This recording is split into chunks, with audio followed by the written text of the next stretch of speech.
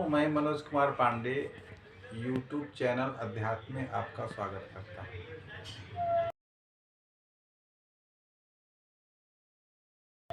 आज का विषय है सदैव सत्य बोलना चाहिए। ये हमारे गुरुजन ज्ञानीजन हमको सिखा के गए हैं, तो हमारी पुस्तकों में मिलती है, हमारे धर्म ग्रंथों में, नैतिक किताबों में हमको पाई जाती है कि सत्य बोलना चाहिए सदैव। झूठ का आचरण नहीं करना चाहिए। सांच बराबर तप नहीं, झूठ बराबर पाप कहा गया ना। सत्य से के समान कोई तपस्या नहीं है और झूठ के बराबर कोई पाप नहीं है। तो क्या इसका अर्थ यही है? साधारण बुद्धि से तो हम पुस्तक पढ़ें, हमने समझा कि सत्य बोलना चाहिए, हमने पकड़ लिया वो अर्थ और वो अपने जीवन में लेके चल दिए, यही अर्थ है।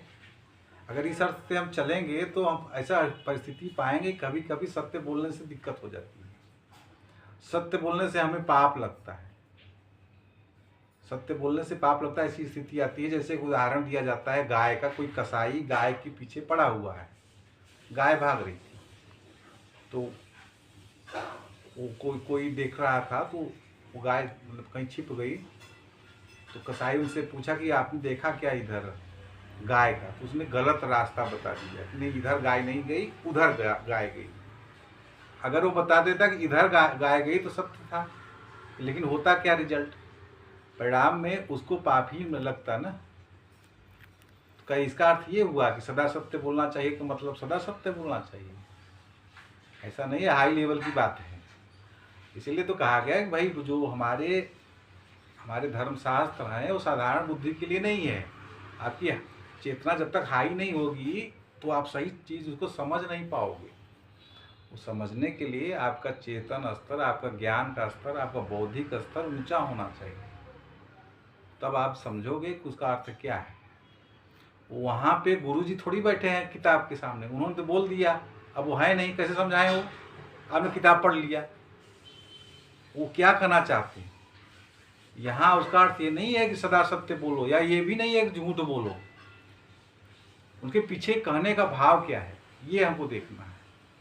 अभी भाषा भाव को व्यक्त करती है।